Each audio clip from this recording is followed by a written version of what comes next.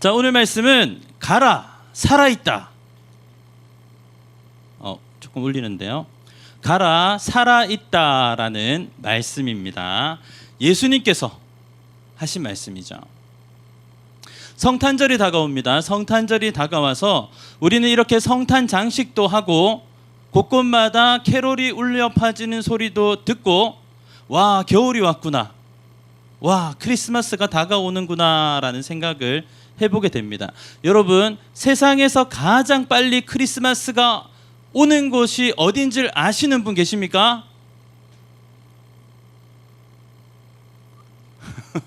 어려운 질문 하지 않아요. 세상에서 크리스마스는 어디에 가장 빨리 오냐면 백화점에 가장 빨리 옵니다, 여러분.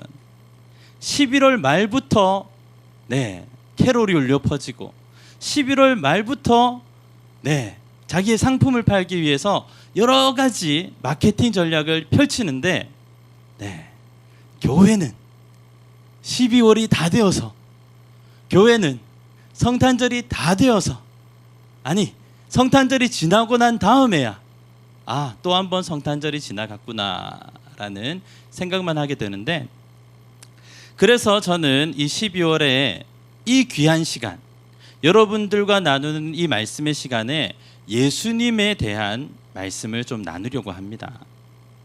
예수님이 어떤 분이시고 예수님이 우리 가운데 왜 오셨고 2000년 전에 오신 예수님께서 오늘 나에게 어떤 의미가 있는지를 말씀드리고 싶은 거예요. 자, 성경에 보면은 예수님께서 이 땅에 오셨죠. 그래서 성경이 기록이 되었는데 예수님에 대한 성경의 이야기 중에 저자 직강, 그러니까 예수님 자신이 예수님 자신에 대해서 예수님 스스로 말씀하신 나는 어떠하다, 나는 어떠하다, 나는 어떠하다, 에고 에이미, 나는 어떠하다라고 얘기한 게 요한복음에 특별히 7번 등장을 합니다. 7번 등장을 해요. 성경에서 7은 들어보셨겠지만 완전수라고 해서 7번 정도 반복을 하면 그것이 모든 것을 포함한다는 히브리인의 사고방식을 담고 있어요. 그러니까 하나님 며칠 동안 천지를 창조하셨냐면 6일 동안 창조하시고 7일째 쉬셨다. 7이라는 숫자는 굉장한 의미를 담고 있는 것이에요. 그런데 예수님께서, 하물며 예수님께서 자기 자신에게 말씀하실 때 7번 말씀하셨다는 것은 다 말씀하셨다, 다 가르쳐 주셨다, 예수님 자신에 대해서 예수님께서 다 가르쳐 주셨다라고 말씀드릴 수 있는 것입니다. 우리는 지난 시간 처음으로 예수님께서 이 땅에 오셔서 펼치신 기적 중에 첫 번째 기적 무엇이죠? 지난주에 안 오시고 오늘 처음 다들 나오셨나요? 자, 물을 포도주로 만드시는 기적이 있었죠. 자, 그리고 오늘 두 번째 이야기가 펼쳐지는데 놀랍게도 7째 이야기 중에 두 번째 이야기입니다. 한번 같이 보시도록 하시겠습니다. 가라 살아있다. 자, 오늘 본문의 내용은 예수님께서, 요약해 보면 이래요. 오늘 본문의 내용은 예수님께서 갈릴리 가나라는 지역에 머무시면서 한참 떨어져 있는 옆마을 가버나움에 있는 왕의 신하의 아이를 고치셨다라는 이야기예요. 예수님이니까 특별한 겁니다. 예수님의 이야기니까 우리에게 의미가 있는 겁니다. 예수님의 이야기가 오늘 우리에게 들려진다는 사실이 의미가 있는 것입니다. 자, 그렇다면 어떤 의미가 있는지 우리 말씀을 통해 살펴보도록 하겠습니다. 자, 1절 말씀 우리 같이, 46절 말씀 우리 같이 볼까요? 뜨나요? 같이 읽겠습니다. 시작. 예수께서 다시 갈릴리 가나에 이르시니 전에 물로 포도주를 만드신 곳이라 왕의 신하가 있어 그의 아들이 가버나움에서 병들었더니, 방금 설명드린 부분들이 쭉 나왔어요. 예수님께서 다시 갈릴리 가나라는 곳으로 가셨습니다. 자, 가나 어떤 지역일까요? 가나. 초콜릿이 많이 나는 지역은 아닙니다. 오케이. 자, 됐어요. 여러분은 이 정도에 웃지 않는 분들이라는 걸 알았어요. 여러분, 그러면 다른 걸로 준비해 올게요. 자, 가나라는 뜻은 뭐냐면 갈대가 아니라, 죄송해요. 초콜릿이 아니라 갈대라는 뜻입니다. 갈대. 갈대가 많이 나는 지역이라서 가나라고 불렀어요. 네, 하나 챙겨 두시고요. 갈릴리 가나에 예수님께서 이전에 오셨을 때는 결혼식에 가셔서 물을 포도주로 만드셨어요. 그런데 그곳에 예수님께서 다시 나타나신 것입니다. 오늘은 어떤 사건이 벌어질까요? 그곳에 한 사람이 등장합니다. 그 사람은 왕의 신하입니다. 왕의 신하. 그 유명한 헤롯 안디바라고 성경에 나와 있는 이 인물은 헤롯 안티파스라고 해서 인터넷에 찾아보면 다 나옵니다. 헤롯 중에 이 지역을 다스리고 있는 분봉왕 헤롯 안티파스의 신하. 네. 오늘날로 말하면 대통령의 직속 관리가 이렇게 된 거죠. 자, 그만큼 높은 사람이 등장하는 것입니다. 여러분, 예나 지금이나 그렇지만 아주 고위 관리가 된다는 것은 여러 가지 기본적으로 거쳐야 될 코스들이 있는 것이죠. 좋은 유치원 나와서 좋은 초등학교 가고, 좋은만 붙이면 돼요. 좋은 중학교 가서 좋은 고등학교 가고, 좋은 대학교 가서 좋은 직장 얻고, 좋은 인맥 만나서 좋은 투표 결과 얻어서 좋은 고위 관리가 되는 것이죠.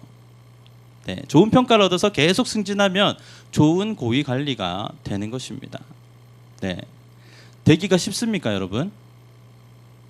되기가 어렵죠. 정말 되기가 어려운 거예요. 그 사람에 대해서 이야기하고 있습니다. 세상이 말할 때는 모든 것을 이룬 사람, 세상이 말할 때는 모두가 부러워하는 사람. 우와, 저 사람. 우와, 저 사람. 세상이 말할 때는 모든 것을 다 이루은, 우리가 볼 때 가지고 싶은 것 하나 두 개가 아니라 내가 원하는 모든 것을 다 가지고 성공한 저 사람에게 남모를 고통이 하나가 있었으니, 그 고통은 자신이 이룬 모든 성공과 바꿀 수 없는 그런 고통이었어요. 어떤 고통이었죠? 아들이 죽어가는 거였어요.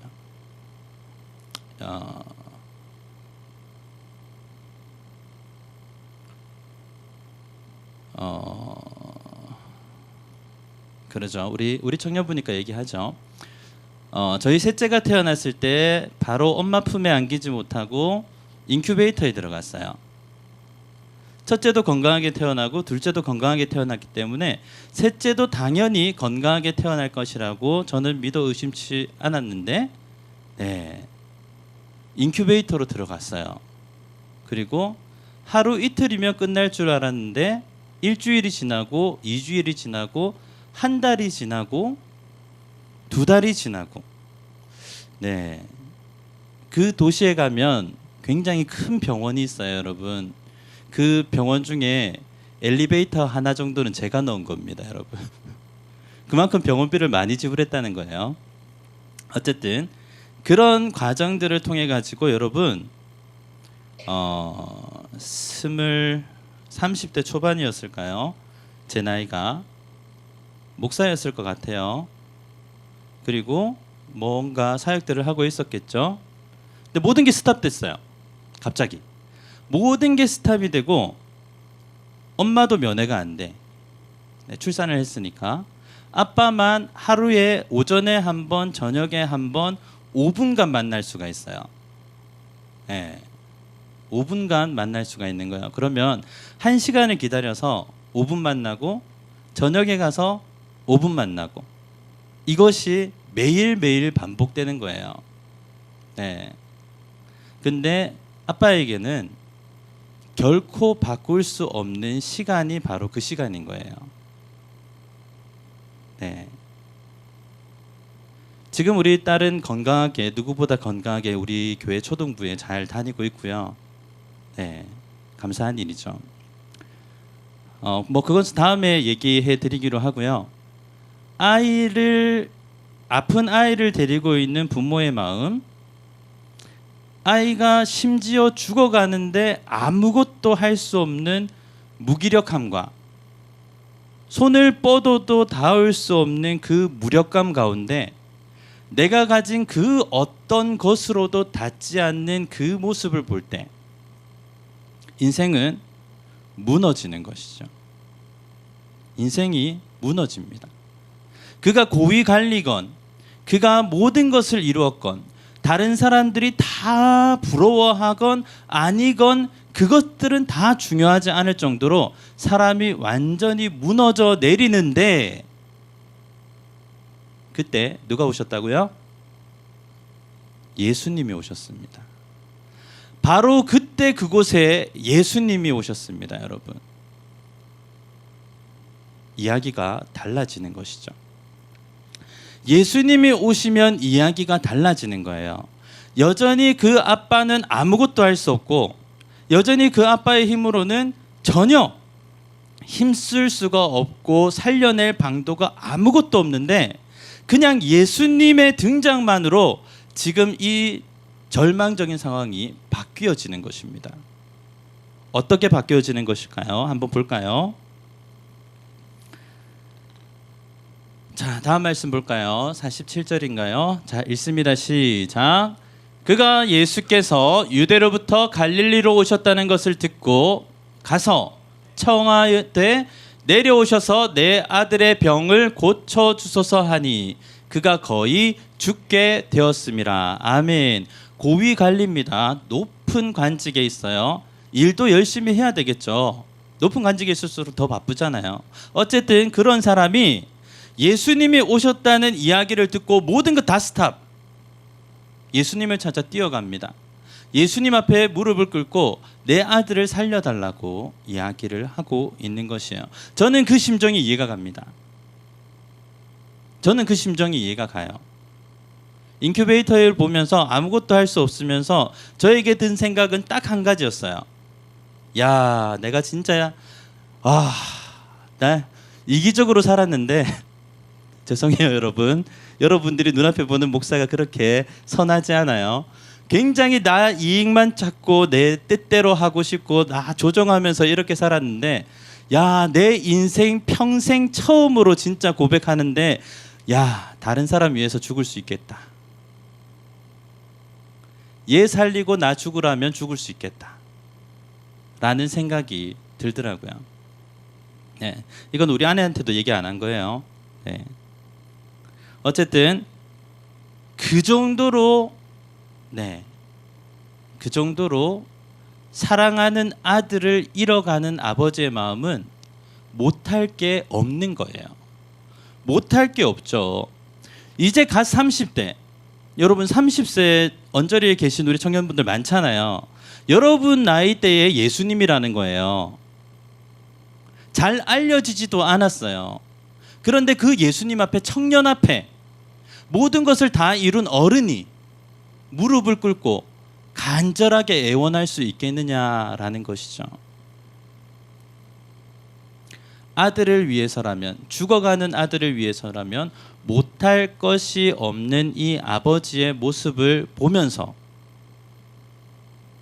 저는 우리를 위해 이 땅에 오신 예수 그리스도를 다시 한번 묵상해 보게 됩니다.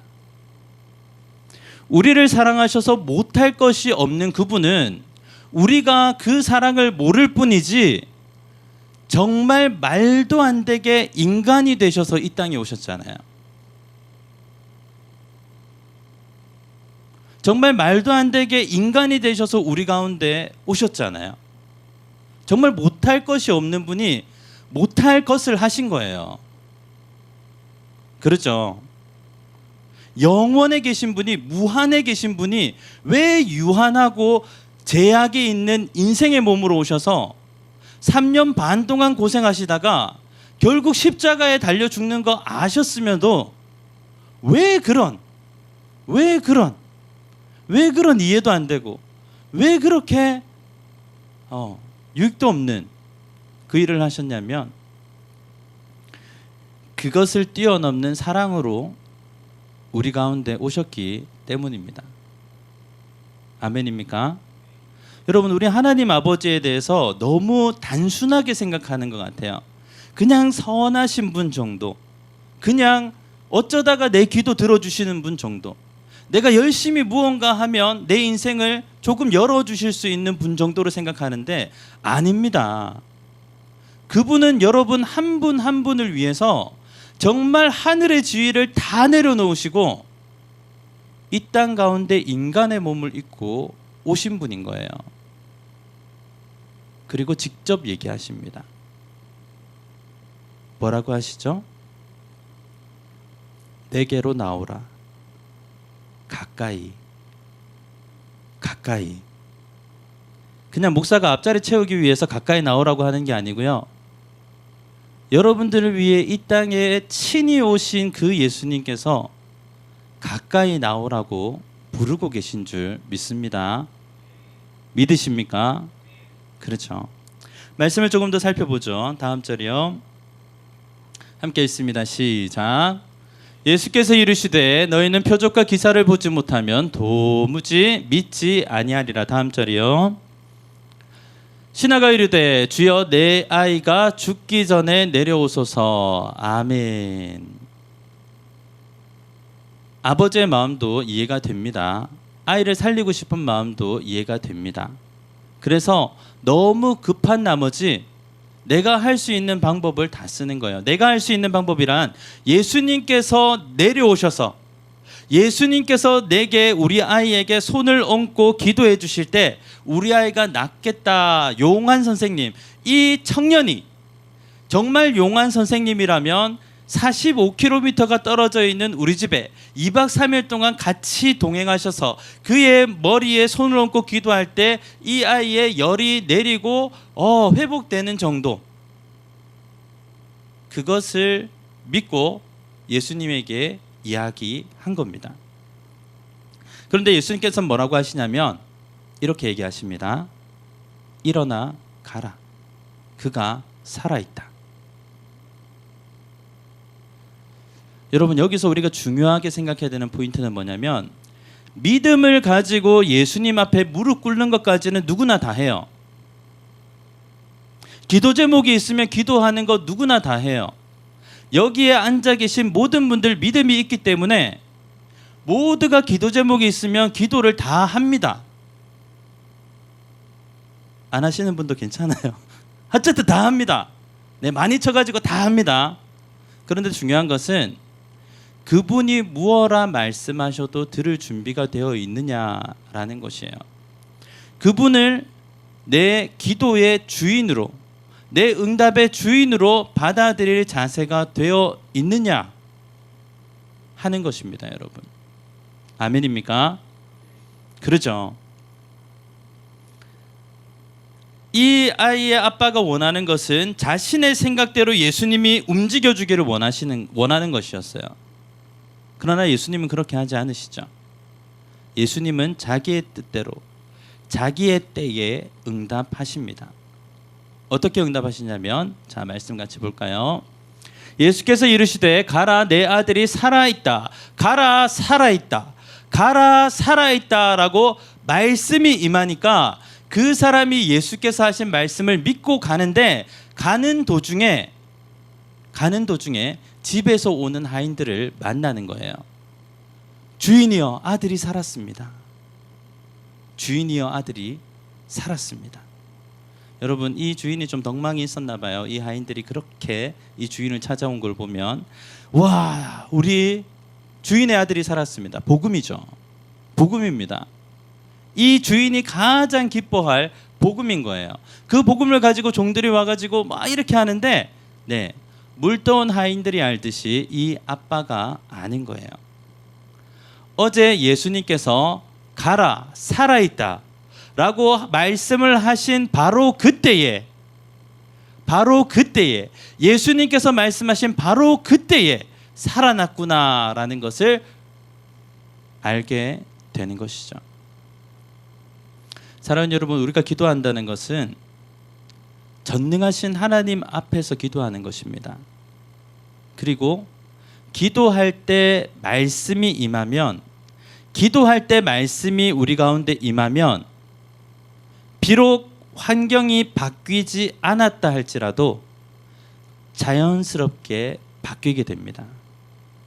기도할 때 응답받은 것은 자연스럽게 완벽하게 우리의 환경을 바꿔가는 것입니다. 아멘입니까? 우리를 위해 이 땅에 오신 분이 어떤 분이시냐?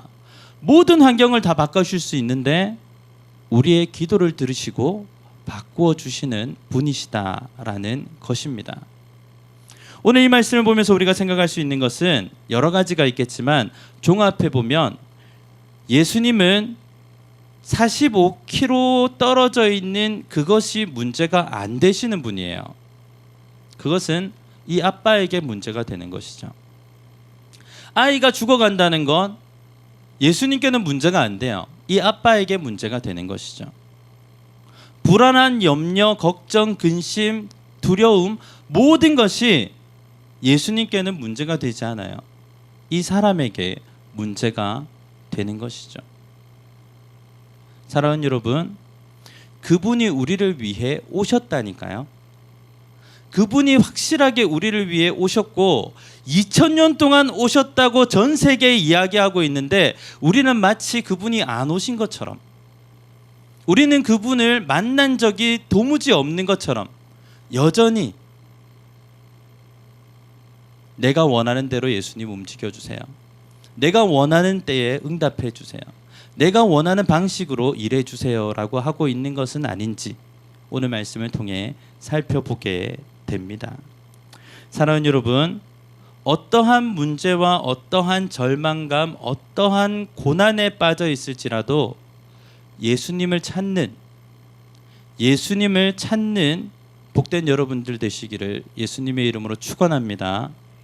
예수님을 찾으면 됩니다. 예수님을 찾고 말씀을 들으면 방금 전까지의 상황은 전혀 다르게 변해갈 것입니다. 믿으십니까? 그렇죠. 그렇다면 우리에게 주어지는 일은 단순한 거예요.